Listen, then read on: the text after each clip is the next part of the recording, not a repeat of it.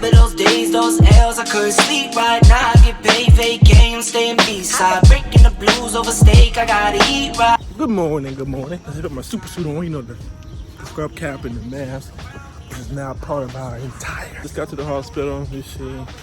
It's about 5:20-ish. Gonna grab my coat, grab my books. I got a couple books in my book bag. Had to order my Pastanas book again because I left it at home. But I'm going home again this week, so I have 2 Pastanas. I keep one in my white coat and I keep one in my backpack.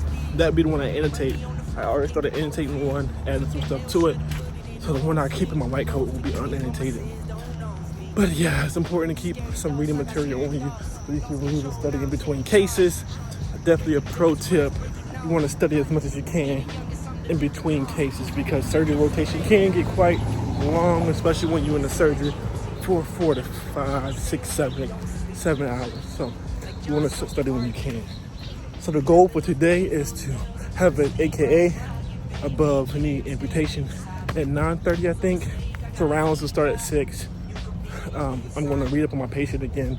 I got the stuff on my phone. I'm going to read up on my patient, the anatomy again because they're going to pimp you.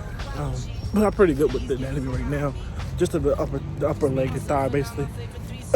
Then we're going to look at the cases for tomorrow, divvy those up between the three students, and then I'm just going to study for the rest of the day. So let you know how everything goes. Now I'm on B skating like I'm grinding. L hit me, said it's all about the timing. If you want the vision, get the spinning. My mama told me trust in God, it's never limits. Now I'm on the scoreboard running.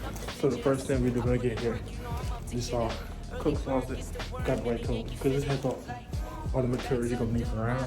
I'll tell you about it. Won't complain, I'm tired, I'm on go. For that grip, 10 toes till they swole. For that grip, 10 toes till they swole. Remember those days, those L's, I couldn't sleep right now. I get paid, vacay, I'm staying B-side. Breaking the blues over steak, I gotta eat. Got called into emergency surgery, so I'm gonna go take my coat up, scrub in. I don't know what the case is yet. When I tell you I got completely lost yesterday, your boy was lost. I figured it out, so we're going to put our white coat up, put our surgery scrubs on, and scrub into OR5. I have no idea what the surgery is, so I'll let you know what it is and as soon as I can.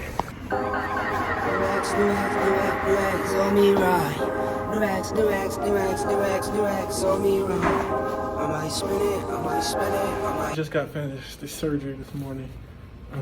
Yeah, this mask is different. So what we did was an exploratory laparotomy. Guy came in because he was really unstable.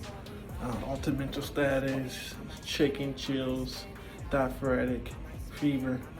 Did a chest x-ray. He had free air under the diaphragm.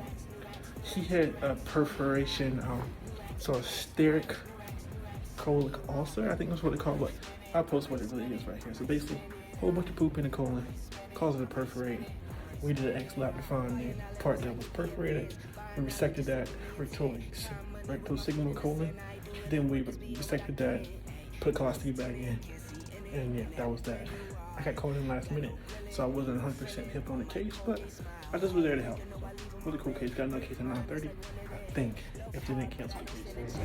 So now I'm headed to a lecture for the residents, but they invited us there. The guys lecturing on tricks. So let's see how that goes. Right. New X on me, right. I might spin it, I might spin it, I might spin it, I might spin it, I might spin it, I might spin it, New X on me, right. New X. So it's lunchtime, it's about 1 o'clock now. I haven't eaten since last night. Had something to drink earlier, but I wasn't really nothing. So my resident gave me the option to go home for the day and come in earlier tomorrow and do a case that's gonna start at 4, or stay later today and do a case that's gonna start at 6. So I was like, I'm gonna go home now at 1. I can study all day, be done early studying, getting big early night for 2. All right, guys, so the last part of my day is gonna involve getting some gym time in. LA Fitness, this is my first time to this one right here. I was in Staten Island when I first got the membership, but we are over in Garden City, New York right now. It's about 12 minutes from home. So you can do a good upper chest workout in. we're gonna call it almost a day. I need to go home and study some more. So see you guys later. Right now I get paid, fake game, staying B-side. Breaking the blues over steak, I gotta eat right. You could be my peace sign. I don't need bad energy around me. I just need sun, you're so cloudy. I wake up good, you're so grouchy. Please get from around me. When the truth don't work, you start telling lies. Thought you were down to ride, you weren't down to ride. Caught switching, you were picking sides. Don't blink, caught slipping like a slip and slide. I was shooting dice till I got a nosebleed. Money on the floor, can't get cold feet. Took a L, should've put it in the offering. Lord, forgive me for my sins, don't know of me. Scary thoughts, I got scary thoughts. Lost control, now I'm taking charge. Breaking bills, friends breaking off. You could be the youngest, I'm the dawn. Kiss the ring, nah. In the scene like GOT. So we have 200 IQ cards to do. Just doing some passive studying, watching this show on Netflix called Good Girls, and we're gonna get this done. I recently showed you guys my IQ setup in this screen recording before this, so we're gonna do these and do some questions. Around me, I just need sun, you're so cloudy. I wake up good, you're so grouchy. Please get from around me. Just me, myself, and I'm my favorite threesome. The cars I drive by, I never lease them. They say if you can't beat them, then you join them. That's no option, I don't join. Good morning, guys. So today is Thursday. This is actually my last day of the week because I gotta go home for a funeral. I gotta drive to Virginia, about a 6-hour drive. So this morning, I have to see what cases we have because I left early yesterday because my resident let me leave. But I should take the cases. So you want to figure out what cases we got. Hopefully considering on something interesting. But I gotta get my new mask. Check the cases up for today. Check up on the patient that I sat in on yesterday. The 2 patients, 2 cases, the AKA and the X-lap. That's that. So walking to the hospital now. Mount Sinai, South Nassau. Let's see what the day brings us. Remember those days, those L's, I couldn't sleep right now. I get paid, fake game, staying B-side. Breaking the blues over steak, I gotta eat right. You could be my peace sign. I don't need bad energy around me. I just need sun, you're so cloudy. I wake up good, you're so grouchy. Please get from around me. When the truth don't work, you. Alright, so we have a conference, like a lecture, at 8. And the attire is white coats and scrubs, so I'm going to get my white coat. Got my scrubs, obviously.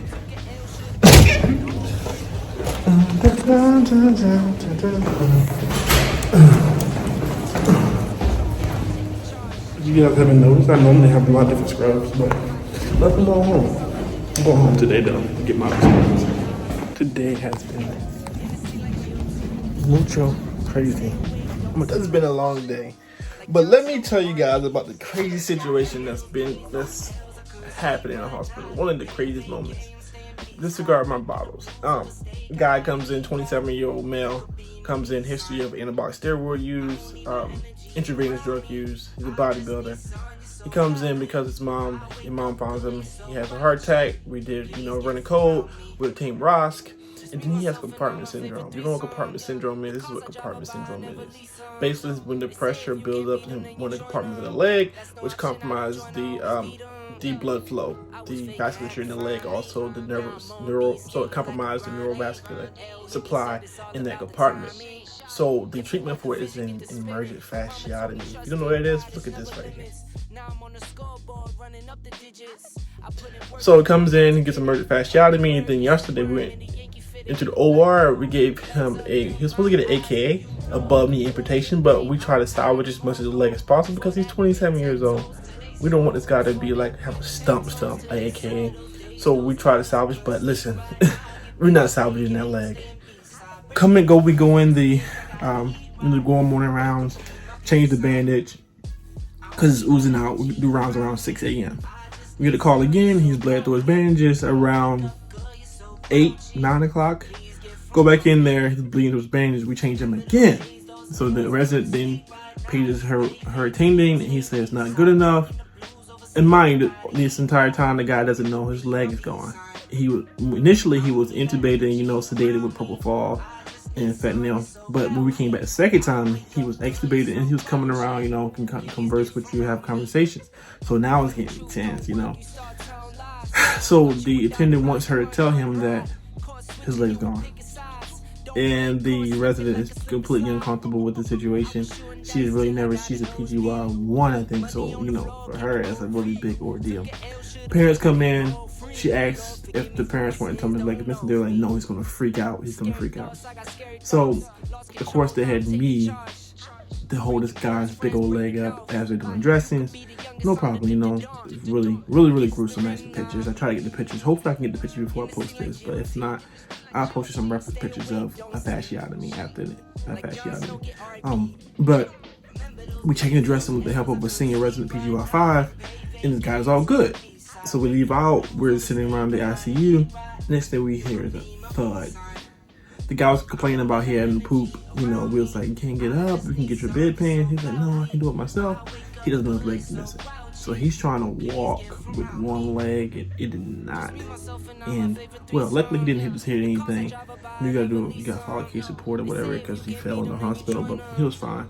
Got him back in the bed. Me and 2 other guys, one RNs and one of the respiratory therapists, got him in the bed, got him relaxed, got him all settled in, and everything went good from there. But today was crazy. It was a lot of interesting stuff today.